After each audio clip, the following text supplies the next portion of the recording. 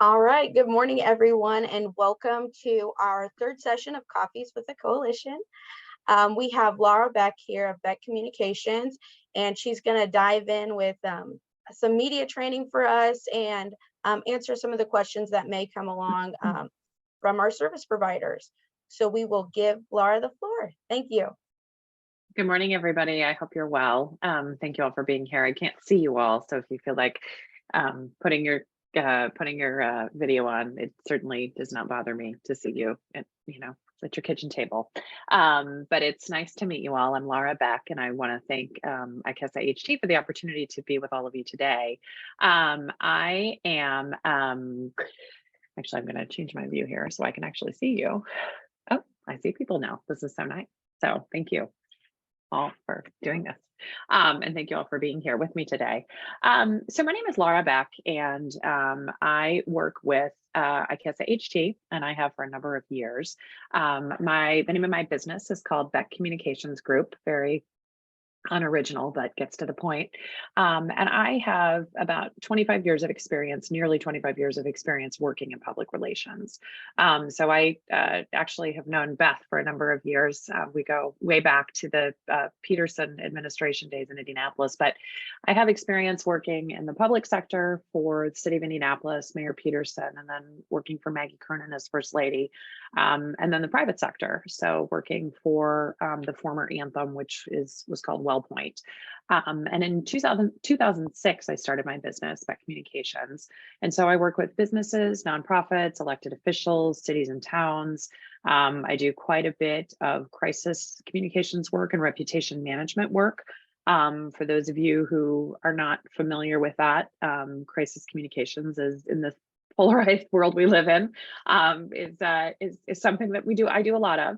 Some of the clients I've worked with before include Lime. I'm not sure if you're familiar with Lime, but they're a mobility company, and they launched scooters in Indianapolis back in 2018. And so I did their launch with them and then stayed with them for a couple of years, actually, as a consultant working in Midwestern markets. So I work all over, kind of all over the country. One of my other clients was that you would probably be familiar with is Terry Curry when he was prosecutor in Marion County. His first term, I worked with him. And in fact, during that time, he actually did, I believe, what is the first human trafficking case in Indiana. So it was very interesting and came full circle getting the opportunity to do that. I also work with clients on litigation support as well. So sometimes clients will have lawsuit issues that I will come in and help them with throughout that process too. And like I said, crisis management. But I've been with ICASA HT probably, I think since 18 or 19, I think since 2019, working with all of you. So it's been a great experience, and I've recognized a number of names here today from some of the work that Beth has done out in the field. So today what I'd like to do is have more of a conversation with you as we talk through this. And at different sections, what we can do is, if you have questions, please just let me know. And we can kind of do that as we go through.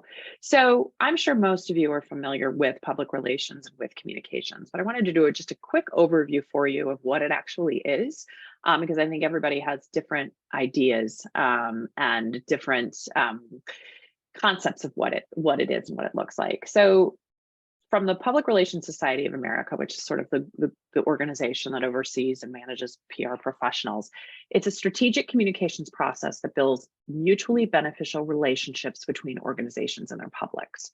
So PR is about influencing, engaging, and building relationships with key stakeholders across numerous platforms in order to shape and frame the public perception of an organization. That includes all facets of an organization. So it's your board, it's volunteers, it's funders, partners, employees, media, and general public.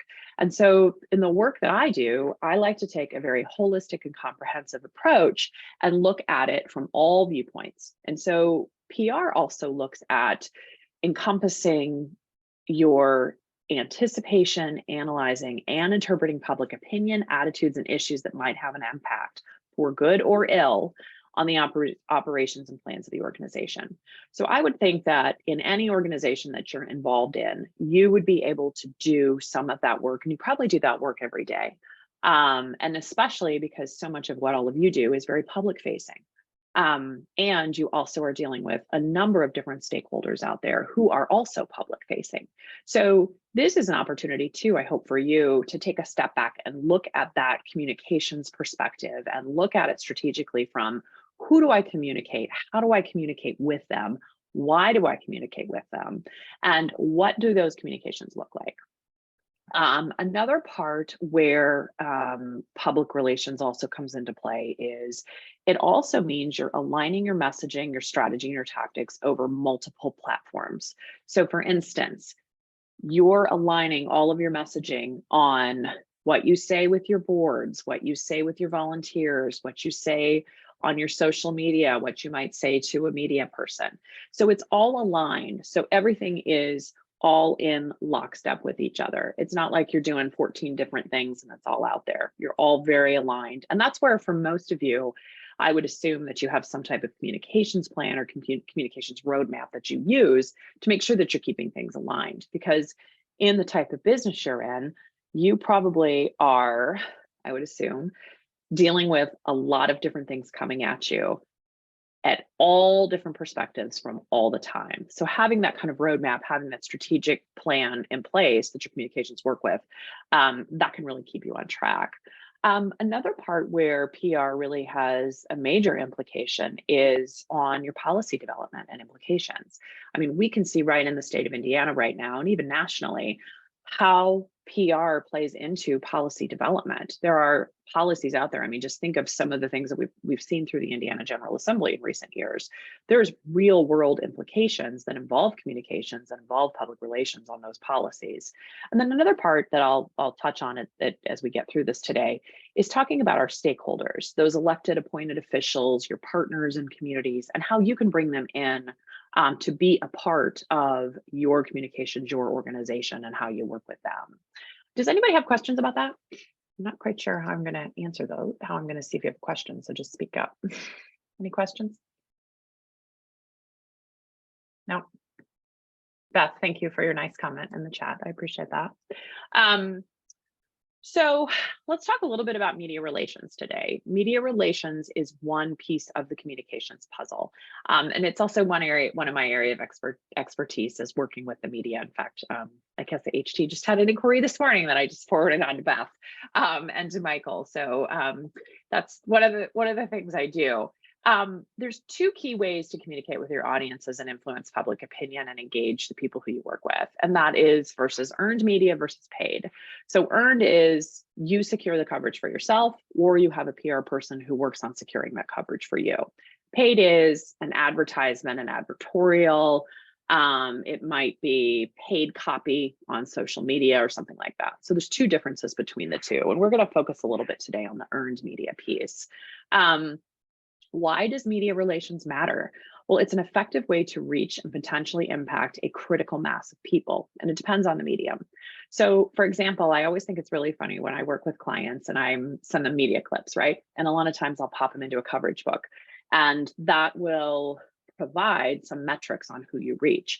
But you might have a story that shows up on Channel 8's website, for example, and you think, oh, I'm not sure if we hit that many people. When you see those metrics, you're reaching millions, hundreds of thousands, and potentially a very large amount of people on that.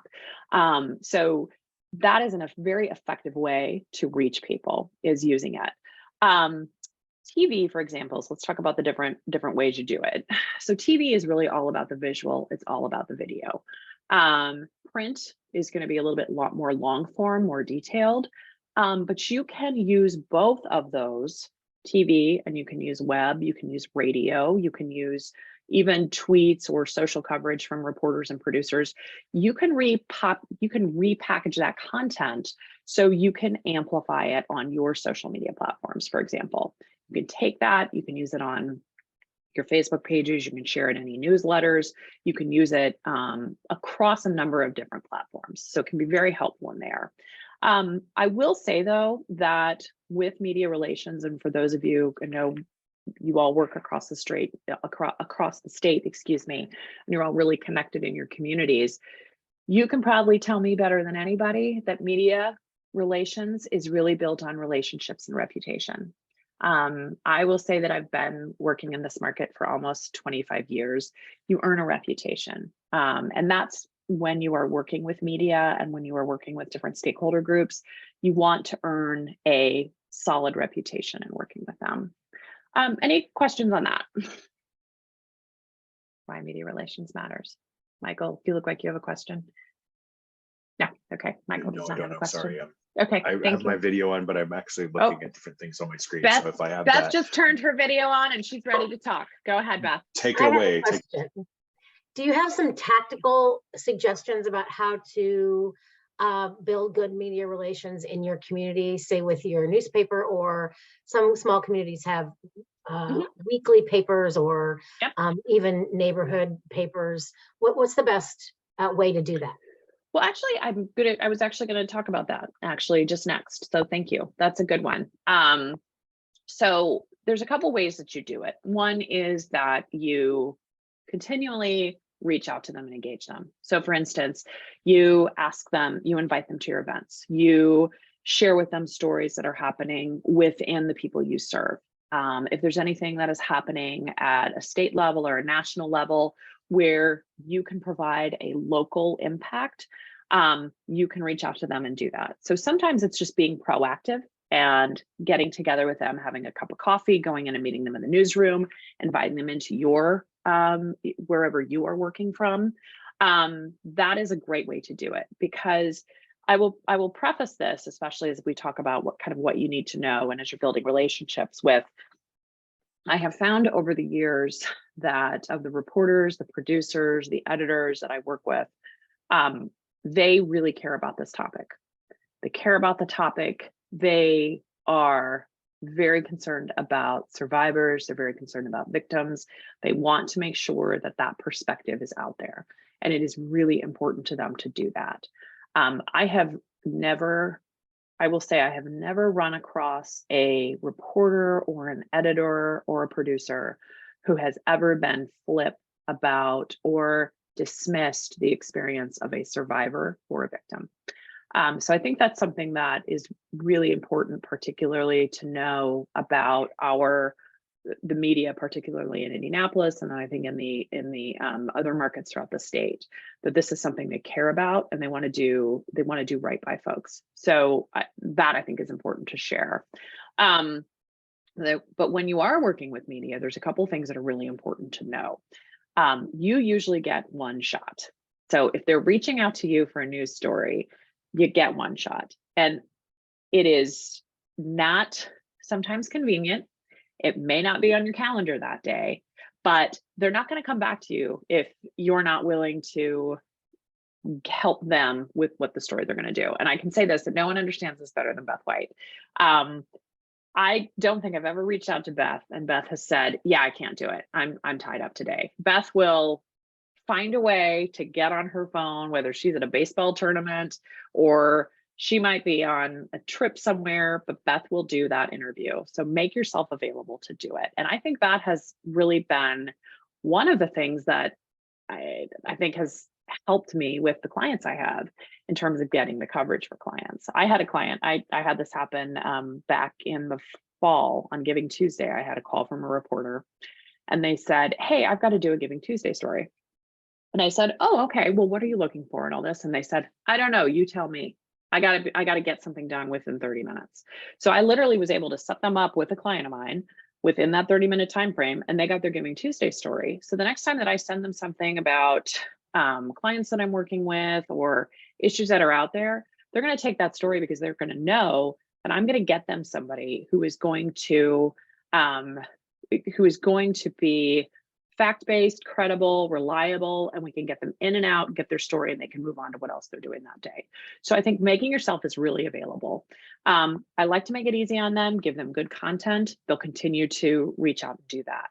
They also work on a deadline. And so if you miss the deadline, you miss that story opportunity. So the first thing I always ask is, okay, what's your deadline?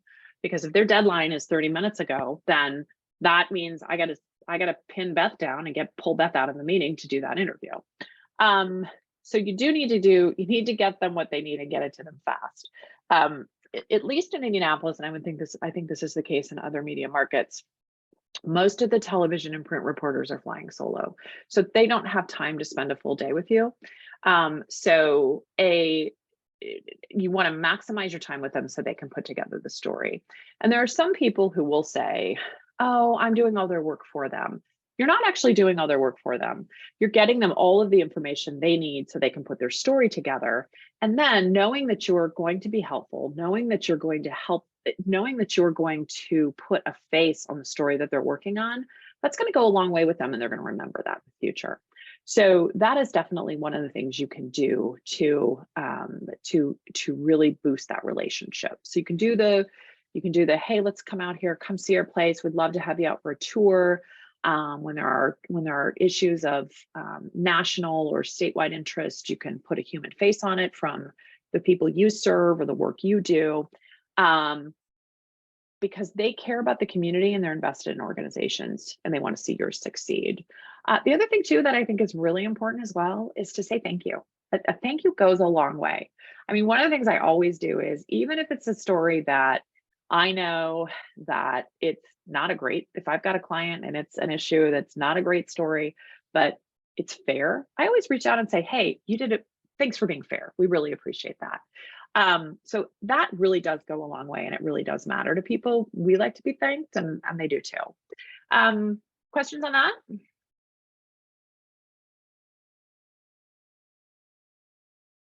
Okay, Beth, did that help answer what you wanted? It did. There is a question in the chat about how you recommend nonprofits with a small budget design content that's effective for probably social, but other kinds of media as well. Yes, let me see this question here. Feeding the beast is what I call it, especially in the social media environment. Absolutely. I'm going to put that one actually into the, I'm going to set that one aside for just a second. How often you should gain in little social media platforms. Okay. How do you control information going on the news when they take 20 minutes of interview and then air 10 seconds? That is going to be coming up right next, Emily. So I'm going to take Melissa and Jules' questions, especially on social media and smaller budgets to design content that's effective. I'm going to take those and I'm going to address those in just a few minutes, if that's okay. Because I'm just going to hit, I just want to stay in the section right now on doing an interview in those pieces. If that's all right with you, Melissa and Jules. So Mariah, if you can remind me to get to those questions here in a minute. So when we get to that, how do you control the information going out on the news and they take 20 minutes of interview and then air 10 seconds? That is actually going to be one of the things we're going to talk about. And that is when I'm going to just jump to, what do you say in a media interview? So back in the old days, I'm going to say the old days, back to like, maybe the mid 2010s, general rule of thumb was always, you made your point 3 times. You said it in the beginning, you said it in the middle, and then you said it at the end, right? We also, I think it's important to note, we are very conditioned to do the pyramid, right? You start broad and then you narrow down to your point, right? That's what we all learned. Well, at least I learned in high school English and college. It's all about how many pages you can write as opposed to succinctly making your point. So in 2012, I was doing some television for election night coverage. It was live, and we were getting ready to go on. And the news director at the station that I was at came in and said, listen, we are going to be moving fast tonight. We are not going to have a lot of time. So make your point and then backfill. And it was the most revolutionary way, I think, of thinking about doing interviews. You make your point first. You don't lead up to your point. Then you backfill. You make the supporting arguments after that. It is so counterintuitive to how we all have been taught and how we all have conversations. But if someone has a microphone in your face and they've got 15 minutes and they've got a minute and 30-second story, you don't want to have all of this time that you're taking leading up to your point. You make your point. So instead of, like, for instance, it's come to our attention, like when you're writing a statement, for example, it's come to our attention that blah, blah, blah, blah, blah. No, you just say, we are extremely dismayed by the legislature's actions. This is why. Boom, boom, boom. You don't have to put a ton of context to it because they already understand the context. And a lot of times you've already had a conversation with them off camera. They're there because they also are aware of what the context is. And if you've done your job, you have talked to them the entire time they've been in there. You've given them some background ahead of time, so they're aware of the context. So really, it's coming up with that sound bite. It's coming up with the point, like your main point is your sound bite. And that's all you have to say. You don't have to spend a lot of time on explaining. Does that help with that question, Emily? I'm looking to see if she's going to type in the chat, but maybe not. It does. Okay, thank you. Oh, you're welcome. One of the things that I also run into is, especially when you're going to do an interview and especially when you're going to meet with reporters, Beth does not have to practice because she's been doing this a long, long time. Lara Beck has to practice because I have a lot of stuff going on and sometimes I may miss the mark. So I practice.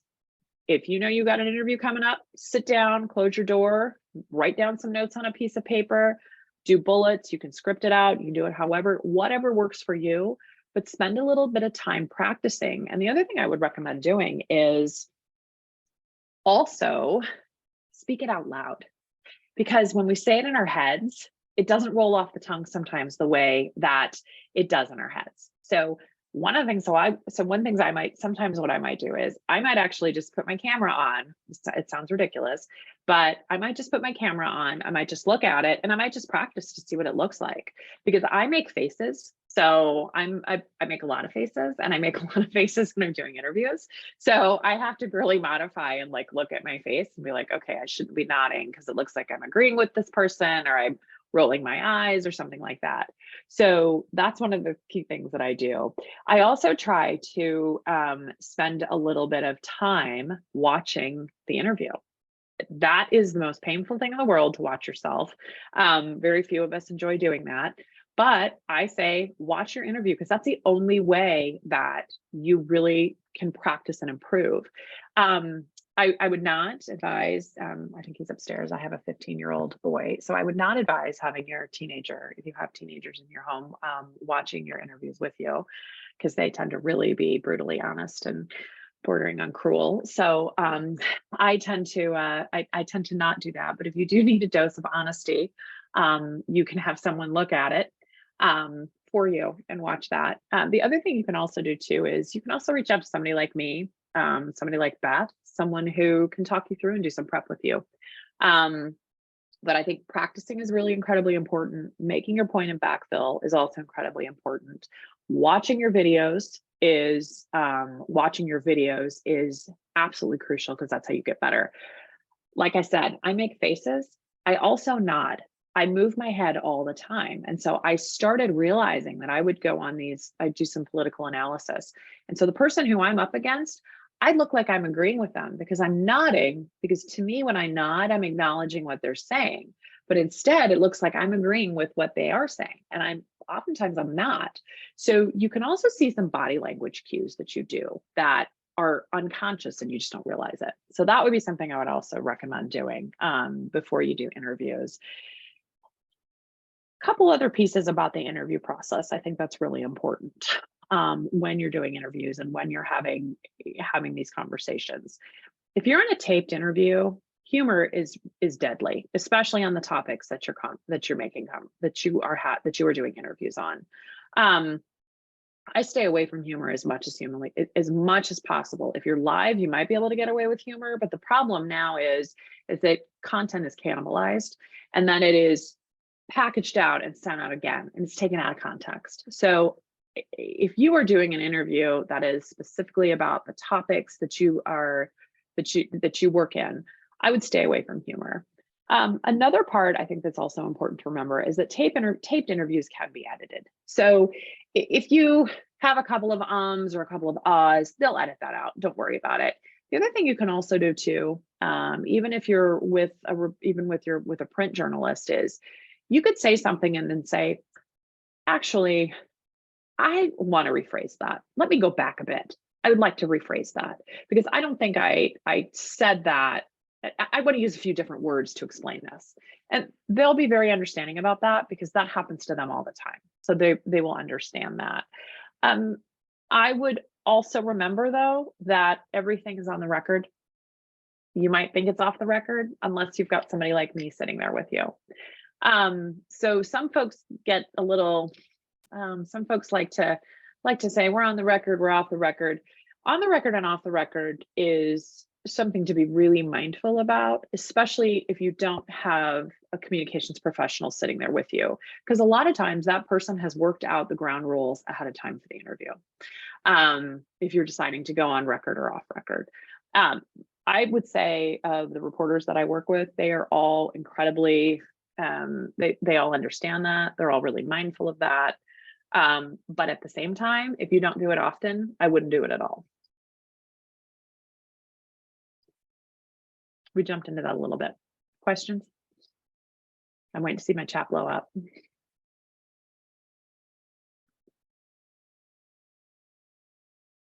No questions? I have a question. Yeah, go ahead. So some of our topics, I work for Sheltering Wings. We're a domestic violence shelter. Okay. So sometimes the reporters will ask us questions that we can't answer due to confidentiality of our clients. Yeah, exactly. Do I just specifically state that we can't answer that, or what's a good way to answer a question that we can't? That is an excellent question. And I'm so glad you brought that up, because I think just telling them, even before you do an interview with them, just say, hey, you may have some questions and I can't give you specifics on, and this is the reason why. And if they continue to try and push on it, just say confidentiality prevents me from doing that. When I was consulting with Prosecutor Curry, one of the big challenges, I was his on-record spokesperson for almost 4 years with his team. And one of the things that we ran into all the time were juvenile cases. And there would be some, I mean, we could not even confirm it was a case because we were precluded by law from talking about it. And I can't tell you how frustrated certain reporters would be. But I also was very concerned and I was very mindful that I did not want any case to be, to go off the rails or to be sunk because I said the wrong thing, or I was trying to help, not trying to help, but I was trying to get somebody the story they wanted and got kind of cute with it. I would never do it. I just would say we are precluded by law by talking about it because it's a juvenile matter. So I think in your line of work, that is incredibly important, and that is your code of ethics, and that's the law, and that's what you have to stick to. And they should understand that. You can do it up front with them, like even in an email. Sometimes it really helps to put things in email because then you have a written record of it. So you can put it in an email ahead of time. If you ever need help, like crafting what that looks like, we're always here to help you with that. But you can do it on the front end, you can do it on the back end, you can do it during the interview. So those are all things that I think that it's a great question, but those are ways you can address it. Thank you. That was helpful. Yeah, absolutely. Another piece too that I think is also really important to know is that if you don't know the answer to a question, or it's not fresh in your mind, or you don't know the answer, you can just say, hey, let me find that out and I'll get back with you. It's the simplest thing to do. They'll just circle back with you, or you can circle back with them and get them the answer. And even if you can't get it, sometimes I just have to say, hey, look, I can't get somebody tracked down for you today. I'm sorry. But they'll understand, they'll work around it. So those are other pieces that just to be mindful of ahead of those interviews. Questions on that? Okay. No. So let's look at, I want to go to two other pieces about when you do communicate with the media. One is, how do you communicate with them and what does an interview look like? So for instance, when you communicate with the media, and I have to say this sometimes because I do run into this with some folks, there's a very important distinction between your personal brand. Some people out there have personal brands. I don't have one, but some people do. There's a very important distinction between your personal brand and the organization you represent. So when you are speaking on behalf of your organization or behalf of you and the organization you do, you have to think about that. So you represent the entire organization, its history, and everything it represents. It's not about you. And that has always, I think, helped me, because then I never really get that self-conscious, because I'm not thinking it's about me. I'm thinking I'm speaking on behalf of someone else and that's not about me. So I think that's one of the most important things to remember. It's not about you. It's about the organization. You got to also think about the person who's going to consume this content. It's going to be your board. It's going to be funders. It's going to be volunteers. It's going to be the general public. So that is something that's really important to always remember. You also, I don't have to tell you this, but I will tell you this, just make sure that you're dressed appropriately for the interview. I had a client once who we had to put off an interview because he decided to wear shorts and a t-shirt to the office that day. And I said, well, you've got 30 minutes to go home and get a blazer on, because you're doing an interview. You represent something bigger than yourselves. So I know I don't have to tell all of you this, but it is something that I do have to remind millennial men to dress appropriately, to wear, and all of you are laughing about this, but yes, sometimes you do have to remind them that they need to dress appropriately. Just always be prepared. Just always know that could happen. Always be prepared with that. Heather has a question. When writing on behalf of your organization, is it best to use the third person voice with the name of the organization every time? We or first person I voice? I think that's probably a good question for your organization to determine how you want to position yourselves. You may have some standards that you put together. And if you haven't had that conversation, now might be a good time to do it, to decide this is a good opportunity for us to do it. I know when we talk about ICESA HT, we refer to it as ICESA HT, and I generally refer to it as the organization. I try to stay away from the we part, just because I'm speaking on behalf of it. But Beth, I think you often use we when you talk about ICESA HT. In some cases with your organizations and the ones you work with, you also want to put a human face on it. And so having a we is a little bit more inclusive, and I think can go a long way in being welcoming to people who want to reach out to you, because they feel like they will be welcomed and they will be safe. So I think you're probably fine using that. But if this is a topic of conversation within your organization, then I would suggest having a sit down with everybody and going through that. When we do talk about interviews, we've talked about being prepared, we've talked about being ready to go, all that good stuff. We've talked about what you say, but there are some things that you can do as you're doing interviews. So one of the things that I always recommend for people is to, again, do a little bit of practice, work on what you're going to say. You can write down your notes if you need to, but be friendly, make eye contact. It's hard to interview someone. Now, sometimes some of the reporters you might be working with aren't making eye contact with you, but be friendly, make eye contact with them. Again, my nodding story, keep your head straight. I do move around a lot. So you'll find that you'll find when you do some practicing that you may move around like I do. So you have to kind of mitigate that. I always ask the reporter, where should I look? Do you want me to look at you? Do you want me to look at the camera? They will tell you. Sometimes it might be a photographer. They'll tell you where to look. When you're doing a TV interview, another thing also to remember is that, again, they can edit that. If you're standing, stand still, don't sway back and forth. Sometimes I've had clients who just kind of move around and you kind of are watching them. You don't have to do that at all. Just remember to stand straight, put your head up.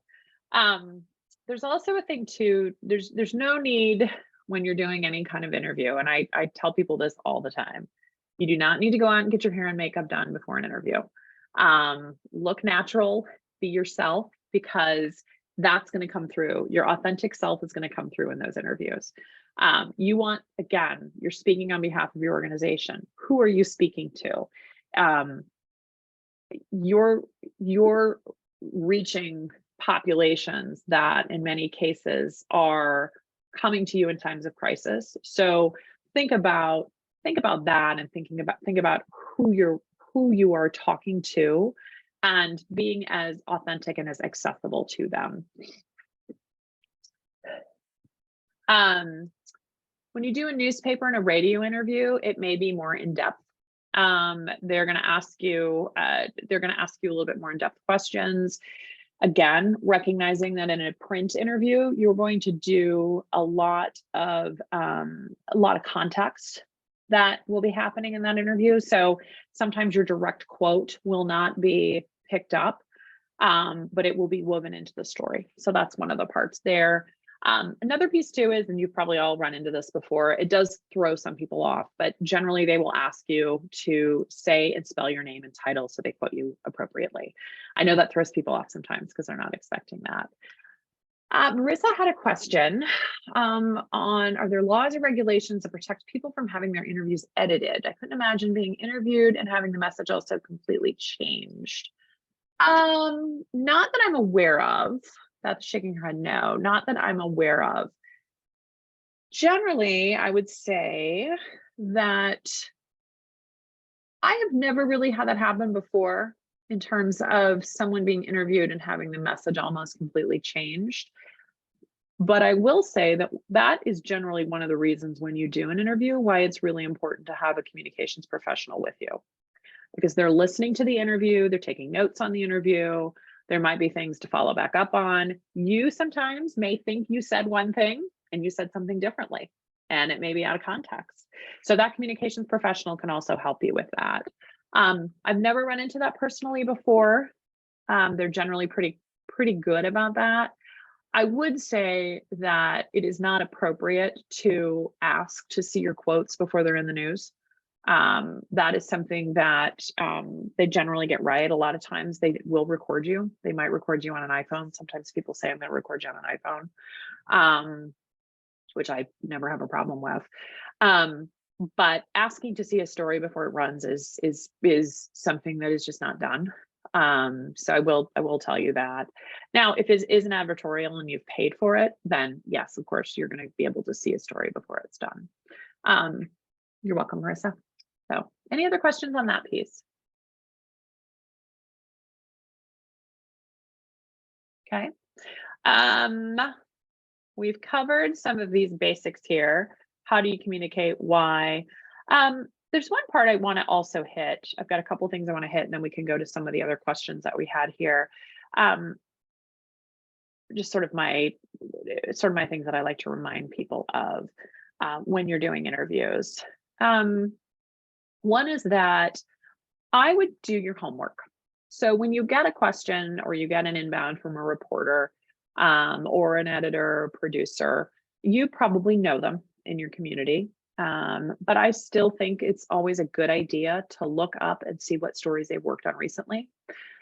Sometimes you're going to be reached out to because there is a national story or there's a statewide story, and they're looking for that local impact. They're looking for that local piece. So I would familiarize yourself with what that national story is or that statewide story. And I think that's where this coalition can come in and be really helpful to you.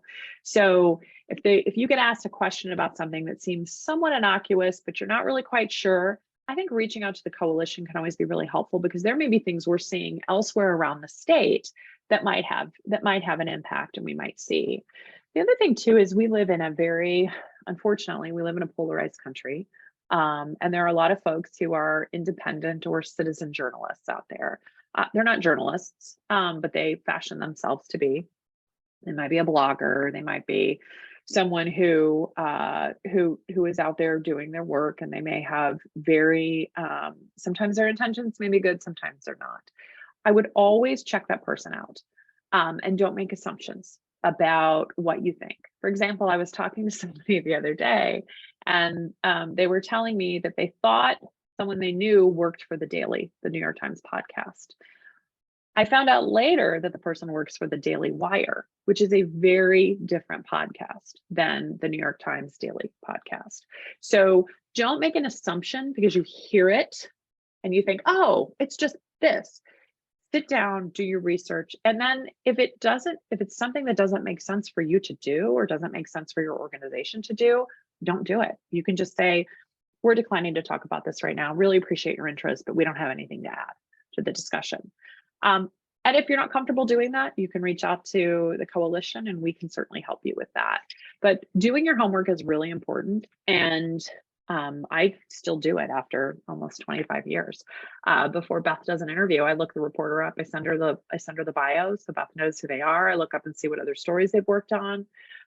Because a lot of times, some media folks know more about the issue than you really think. And a lot of times they know a heck of a lot about it because they've been covering it so much. So that I think is really an important piece to keep in mind as you move forward. The other one is I also just wanted to talk through, and I know we're very used to Zoom at this point in time, and we do interviews all the time on Zoom. But when you do an interview on Zoom, there are some tips, and I can send them all to you. But thinking about an interview with a reporter, sometimes you'll do it and they will tell you, move your screen in a certain direction, you've got too much light in the back. Sometimes you won't be looking at them while you do the interview. I know, Beth, that's happened to you a couple times with media interviews. You are literally staring at that little light on your computer doing the interview and you're not looking at them. So again, that's an opportunity to practice on Zoom. And I've got some best practices I can send over to you after. Those are my pieces there on media interviews. Let's see. Before I go into, I want to make sure I give some time to the questions that Marissa had, and then also the questions that Jules had on social media. I want to talk just a little bit about social media and kind of going back to that piece about how it's always about your organization and not always about you. One thing where I see clients run into trouble all the time is on social media. And it's very tempting, I think, when you're frustrated about an issue or you're excited about an issue, to get onto your social media accounts and to post about that. The media looks at your social media. They do. Whenever you see a true crime story happen and there's photos that no one's ever seen before, that's because they go on Facebook and they pull them off of there. Because you put it out on Facebook, it's out there. So I would be really mindful of, especially when there are hot button issues that are happening, that you are very careful about what you post and how you post it on social media.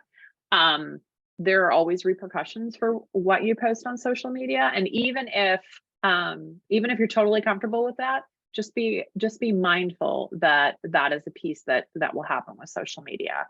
The other part too is that other people are looking at it as well. Policymakers are looking at it, their staff members are looking at it. It's not hard to find. So just remember, anything you put out there can be used at any other point in time for social media. And I shouldn't have to say this, but don't create fake accounts. That's just a really bad idea. That's one of my don'ts, is just don't create fake accounts. The other piece I did want to say, especially when we talk about media, and then I'll get to this question, that involves stakeholder communications. You have a lot of natural advocates and natural allies in your communities who you work with. I would encourage you to work with them to really maximize what kind of coverage that you can get. So that would be inviting them to your events, encouraging them to be a part of a story, for instance, that you're working on. When you tell the human story, one of the challenges is when you work with survivors is we want to protect people's privacy, and not everyone is at a very different place on their journey in terms of when they are comfortable or if they ever want to talk about it.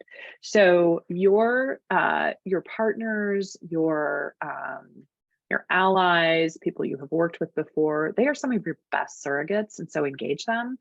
At the same time, if you have a legislator, a prosecutor, a police chief, a advocate in your community who also has been on the front lines with you, include them in the story. Talk about how they have been a part of your success and they are a part of moving issues forward. That brings them in, that also they will not only appreciate it, they'll do the same for you when you have other opportunities arise.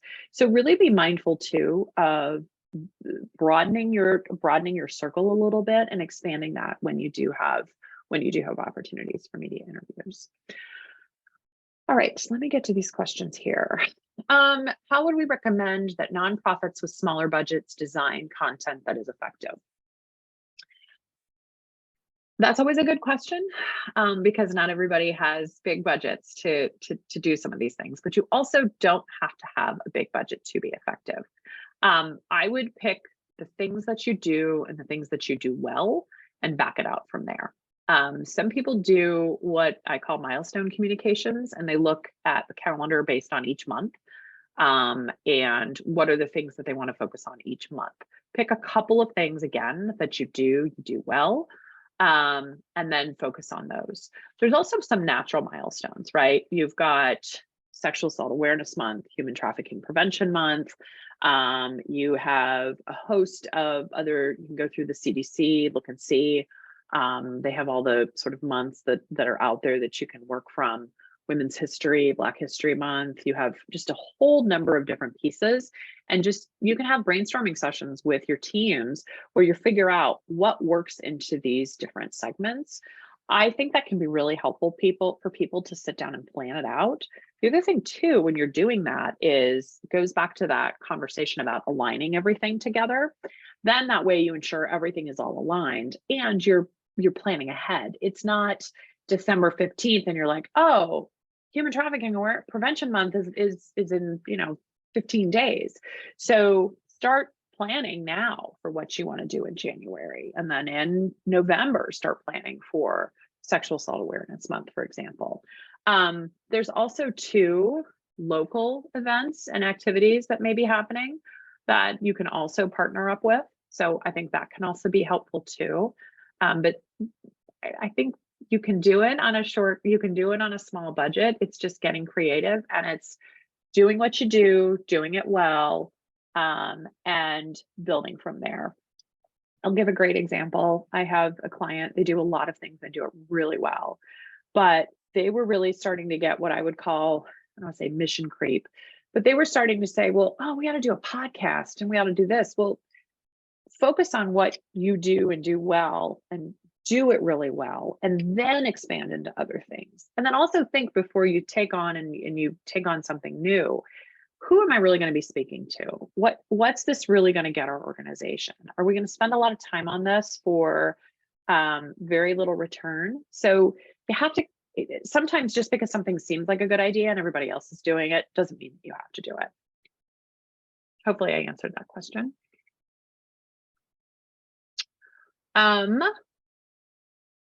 And then Jules, you had the question here. How often should you engage in the different social media platforms? That's a great question. And I think that takes a little bit of trial and error. I would sit down, it depends on what platforms you're on, but pretty much all of these platforms have opportunities and have mechanisms for you to track engagement. So I would look at doing a content calendar. Again, kind of going back with your overall planning that you're doing anyway, I would do a content calendar and I would look at what are, who are we talking to? Actually, let me take a step back. I would say, how is our content hitting right now? So I would go in and I would look and see what posts get a lot of traction, what posts don't get traction. Is it the time of day I'm posting? Is it because I'm not using a photograph? Are there, I would really look at it and dig into the data that you have available to you now. And if you're on Facebook, for example, you can do all of that through Meta. They have the whole business suite and it's kind of Big Brother-ish, but you can really get in there and you can really see. And then from there, I would try some things out. I would probably do once a day. I don't think you need to do multiple times a day. It also depends on your organization. You may not have enough content to do once a day. It may make sense to do a couple times a week, but again, I would just track that engagement. I would look and see what you're getting, who's following you, what type of content they're reacting to. And then I think I would look at it and build it from there. But you don't have to, I would say you don't have to do content just for the sake of doing content, because the people who are following you are going to be seeing it. One of the things that's really helpful is you can look at the tools about when your followers are online, and then you can schedule posts for that time. The thing that always just to remember when you're doing scheduled posts, that's really helpful, excellent to have, but what can tend to happen if there's like a national crisis or a mass shooting or unfortunately something like that is you don't want your really upbeat post to be going out at the same time that this national, people are storming the Capitol, for example. So if you've got posts that are scheduled, just be really mindful of what the national climate is and the state climate is, so you can take those posts down right away. What other questions do people have?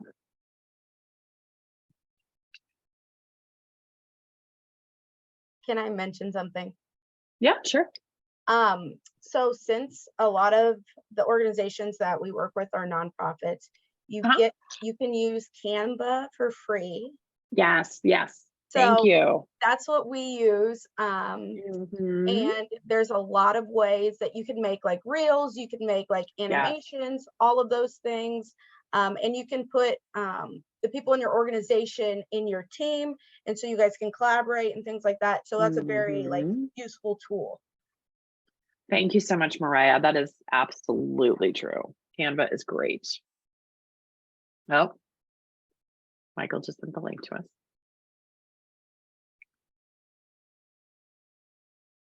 Way that we can get our emails to stand out when we're just sending out a press release, like a cold press release. So to media contacts that haven't really responded, or things like that. Is there a way to, I don't know, format the press release or just get attention to it? Yeah, that is absolutely that's a great question. I would love to see kind of what you're doing because they do work in AP style. So a couple things you can do, because I run into it too, is I always put out when I'm doing a press release, I always do capital R. If it's a release, I always do capital REL : and then the headline of the press release. So like the header right in that right there. If there's an event, I'll do an advisory, which is, so the difference is a press release is this has happened or this is going on. An advisory is, hey, we're doing an event. We have, Beth is making a media availability. We're speaking at this. So an advisory is more of, hey, heads up, this is happening. So I'll do ADV : then the subject line. Now, what I do is I will literally write tomorrow in all caps. In the headline, or I'll write today in all caps in the headline. What also I think is really helpful is because they get so many emails, is you do what are called follow-up calls. And that's when you reach out and you can say, hey, we put a press release out about XYZ. I wanted to make sure you got it. And they may be like, oh, yeah, we're not really interested in it. And say, oh, okay, well, thanks a lot. I appreciate it. I'd love to talk to you at some point in time about what you are interested in and how we can continue to engage you in what we're doing. And then that builds the relationship, but it also opens that kind of two-way conversation with them. It's hard sometimes not to take it personally when they tell you they have no interest in what you're reaching out to them about. But it's, it's like somebody saying, yeah, I don't want to go out with you. But that's okay. For the next time, what you're looking for, what they're going to be looking for. And so that can be something that you can do as well. But feel free to send me like the format you're using, because I can help if there's something with the formatting I can take a look at. But if they're not responding, then I just generally pick up the phone and call. Okay, great, thank you. Sometimes your email gets dumped into a spam filter too. And you don't even realize it.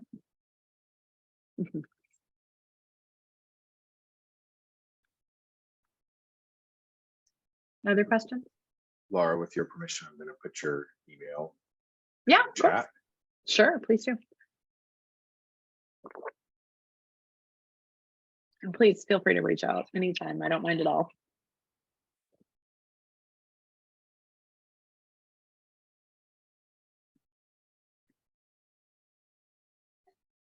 I have a comment looks like we're just about done, but if anybody has questions, please put them in the chat. That hour went quickly. There's a lot to talk about, obviously. Yes. My best advice for anyone interacting with the media is don't be afraid. I'll just say that out loud. Like it is really a thing that they really can help you. Even if it's a story that you didn't invite or that you don't like necessarily, building that relationship, especially with media who are on deadline every single day, call them back as promptly as you can, make yourself available, do what you can to help them, and try to build a relationship of trust, because it really can be a huge help to your organization to get your message out.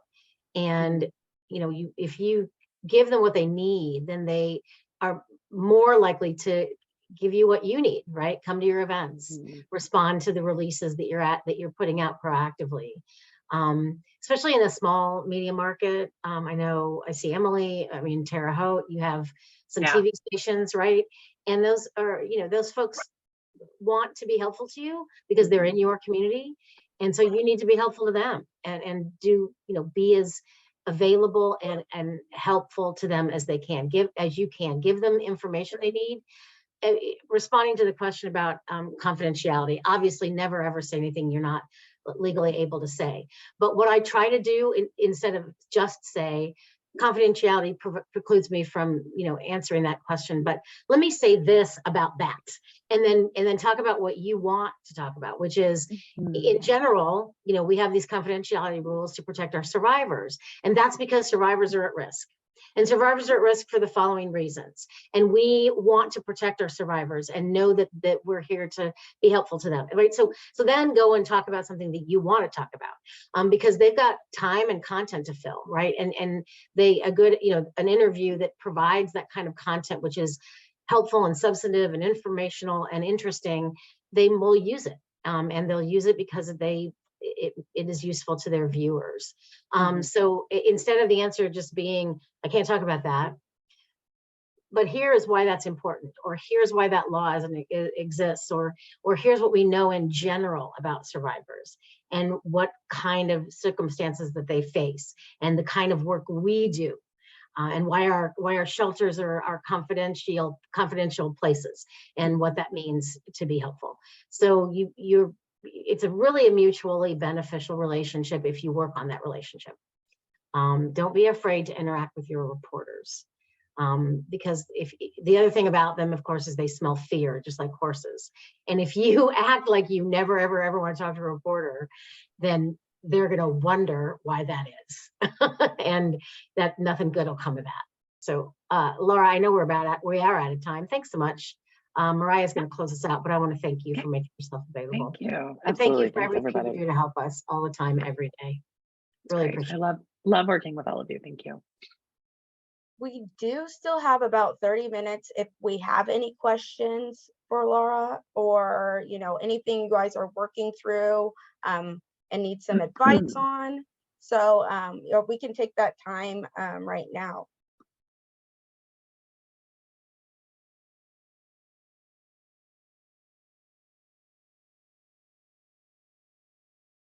And also, we're going to be putting this recording on our website, so you can access it after the fact if you have any, if you want to go back to some of this information.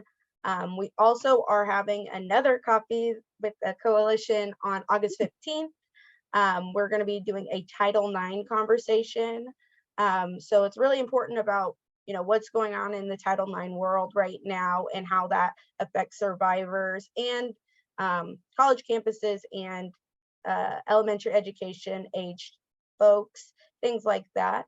So yeah, if we don't have any more questions, I'm going to thank Lara for her time. We actually do have a question. I'm so excited. We have a question from Heather. We are a small nonprofit that's struggling with how to best get the word out on an event we're hosting. Any thoughts? Heather, can you share a little bit more information about your event? Hi, I'm just going to unmute if that's okay. Can you hear me? Yeah, please do. Awesome. Yeah. Thanks. So we are hosting a survivor of human trafficking to come and talk about his experience in the civil and federal legal systems. Okay. And it's a fundraiser and it's Okay. a dinner. And we're very small. We're under $1 million nonprofit law firm. Okay. So, you know, and I've done press releases with no success at all before. Okay. And I really think that this event has the capacity to be very impactful for other organizations as well, not just funders, to get this particular perspective from this survivor. So I want to really get the word out. Sure. Where are you doing the event? What Milwaukee. market? We're in Milwaukee, yeah. Okay. Okay, got it. Well, one thing that, excuse me, gosh, I think this wildfire smoke is starting to get to me here. I apologize. I've been kind of dealing with it. You know, one thing that you could do is that you could, I'm sure you have social media, so you could use your social media to promote that. The other thing that I would also recommend doing is doing kind of a search for I would just do human trafficking Milwaukee, human trafficking, you know, kind of news stories, for example, right? And I would look and see who has done human trafficking stories in those markets, in your market, right? And then I would just reach out directly to them and explain, hey, we've got this person coming in. He's really very well known in the survivor advocacy world. Want to talk to you a little bit about his experiences. We'd love to do. So sort of see if he would be willing to do some interviews in advance. That tends to do, I have found, at least in Indianapolis and in other media markets, they are not always going to come to your event. Especially if it's a fundraiser, but if you can position the person who's your keynote or someone who is speaking or someone who is going to be there, if you can position them to do some interviews ahead of time, that can tend to help to get some coverage on that. And then I would look to see who has covered human trafficking, who is covering the topic, and pitch them. The other part that you could also do too is if you've had any type of legislation in your area or any type of new developments kind of around that topic, I would also try and see if you could hook those in together. That's a great idea. Thank you very much. I appreciate You it. bet. Absolutely. Good luck.